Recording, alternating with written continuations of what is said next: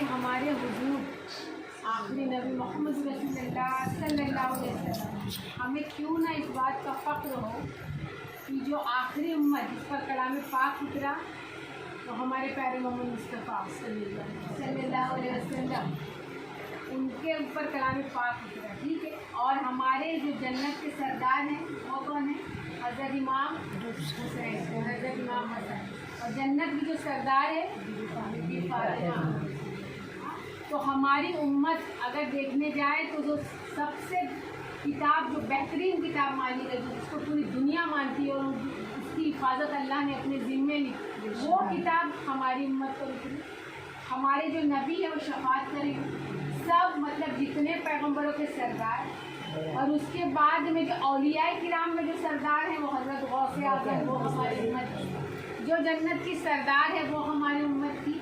और जन्नत के जो आदमी लोग में सरदार रहेंगे वो भी हमारी उम्मत। मतलब हमारी उम्मत को जितना फ़ख्र किया जाए उतना कम है। लेकिन क्या हमारी उम्मत उस लायक है? क्या उस तरह से हम लोग हुजूर को मानते हैं, उस सुन्नतों पर अमल करते हैं जिस तरह हुजूर आखिरी दम तक, उनका दम आखिरी ज़ाहिरी मौत में आखिरी दम तक वो मेरी उम्मत जब उनका रूह निकालने के लिए आए गए, अल्लाह ने इब्राहीम से कहा कि पहले मेरे महबूब से इजाज़त लेना तब उनकी रूह कब्ज़ करना, मतलब ज़ाहिरी तौर पर। तो जब इजाज़त में इसी शर्त पे है कि मेरी उम्मत बख्श दी गई तो मेरी रूह कब्ज़ कर। तो उस वक्त भी हुजूर ने अपना नहीं सोचा, उम्मत के लिए सोचा।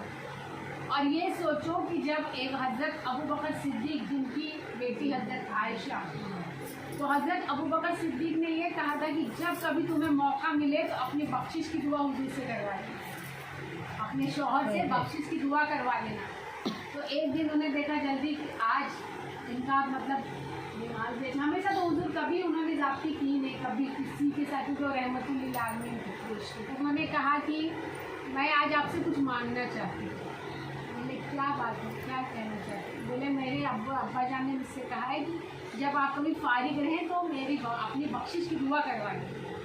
तो हुजूर तो वैसे ही पूरी दुनिया के लिए रहमतुल्लिल आलमीन है, कोई यही नहीं कि अपनी उम्मत के लिए, तो अपनी शरीके हयात के लिए उन्होंने हाथ उठाया, अल्लाह से दुआ की, अल्लाह मेरी आयशा को बख्श।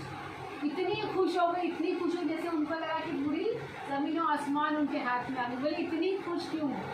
बोले आज मेरे आपने बख्शिश की दुआ कर ली। तो बोले जो दुआ मैंने तुम्हारे लिए की मैं अपनी पूरी उम्मत के लिए दिन भर में 70 मरतबा, दुनिया के लिए रहमतुल्लिल आलमीन है, कोई यही नहीं कि अपनी उम्मत के लिए, तो अपनी शरीके हयात के लिए उन्होंने हाथ उठाया, अल्लाह से दुआ की, अल्लाह मेरी आयशा को बख्श। इतनी खुश हो गई, इतनी खुश हो जैसे उनको लगा कि पूरी ज़मीन और आसमान उनके हाथ में आ गई। बोले इतनी खुश क्यों? बोले आज मेरे आपने बख्शिश की दुआ कर ली। तो बोले जो दुआ मैंने तुम्हारे लिए की मैं अपनी पूरी उम्मत के लिए दिन भर में 70 मरतबा अपनी उम्मत की बख्शिश की दुआ करती हूँ। दिन भर में 70 मरतबा हुजूर अपनी उम्मत की बख्शिश के लिए दुआ करते हैं। तो ये हमारे हुजूर की फजीलत है। लेकिन क्या उम्मती उस तरह से चल रहे हैं? उस तरह से उनका तरीका है कि मतलब आखिरी सांस तक क्या उनका पूरा ख़ानदान, यहाँ तक हज़रत बीबी फातिमा एक बार हुजूर कुछ नाराज़ होकर चले गए थे, गार्ड में बंद हो गए थे, निकल हर एक के बुलाने पे नहीं गए, हर एक के बुलाने पे नहीं गए।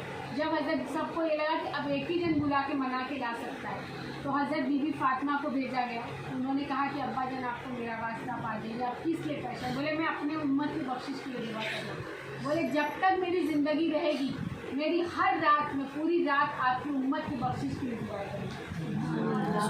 तो हज़रत बीबी फातिमा ने जब ये वादा दिया तब हुजूर आए। तो सोचो कि उनका पूरा घराना, हज़रत इमाम हसन, हज़रत इमाम हुसैन ने पूरा अपना ख़ानदान कुर्बान कर दिया करबला के मैदान में। क्या हमको इस सब चीज़ से इबरत नहीं लेना चाहिए कि क्या और आज की उम्मत क्या कर रही है? आज जो हमारे साथ हो रहा है ना, हमारी खुद की कमाई है, हम लोग खुद गलत हैं, इसलिए आज हम लोग ये चीज़ कह रहे हैं। क्योंकि हमने दीन से दूरी बना ली, इस्लाम से दूरी बना ली। कलाम पाक की आयतें अभी सब जन बोलते हैं कलाम पाक की, हम लोग देखो सुबह स्कूल भेजने के लिए बच्चों को मार के पीट के भेजेंगे, लेकिन क्या कभी फजर की नमाज के लिए उठाते हैं? उधर स्कूल नहीं बेटा सो और चादर उड़ा देंगे, सुला देंगे, ठीक है ना। कभी फजर की नमाज के लिए कलाम पाक पढ़ने के लिए मौलाना लगाएं, ठीक है। जिस तरह स्कूलों के लिए हम दौड़ते हैं क्या उस तरह दीन हासिल कर करने के लिए दौड़ते हैं, या कभी ये समझाने की कोशिश करते हैं बच्चों को कि बच्चों ये सोचो कि कलाम पाक का मतलब क्या, कलाम पाक अरबी पढ़ लिया हो गया, तो क्या अरबी हमारी लैंग्वेज है? अरबी लोगों की लैंग्वेज, हमारी लैंग्वेज जो है उस लैंग्वेज में उसको समझाओ कि उसमें लिखा क्या है, कि खाली कुरान खानी करने के लिए और मर जाए तो फातिहा पढ़ने के लिए नहीं कलाम पाक। तो कलाम पाक बच्चों को देखिए आप लोगों से पूछा जाएगा, मैं भी कोई पार्सन नहीं हूँ, हम सब उसी में शामिल है, हमसे पूछा जाएगा कि तुमने बच्चों को नसीहत की कि नहीं की। तो ये इसमें सब लोग आज ये कर लो कि हमें कलाम पाक पढ़ा है, ठीक है, लेकिन कलाम पाक का मायने भी बच्चों को समझाना है। हिंदी में कलाम पाक हर लैंग्वेज में है, बच्चों को बोला के पढ़ाओ। और हमारे अल्लाह ने अपने हुजूर के ऊपर कलाम पाक भेजा, किस लिए भेजा? नसीहत हो, कि तुम्हें अपने पैदाइश से लेकर मरने की बात की ज़िंदगी के बारे में जानकारी है। तो हम ये सब चीज़ की इंशाल्लाह कोशिश करेंगे, तो पढ़ा लिए लेकिन उसका मायने भी समझाने की, ठीक है, ये सब लोग ये कोशिश करो, ठीक है इंशाल्लाह। तो अल्लाह हम सबको कहने सुनने से अमल करने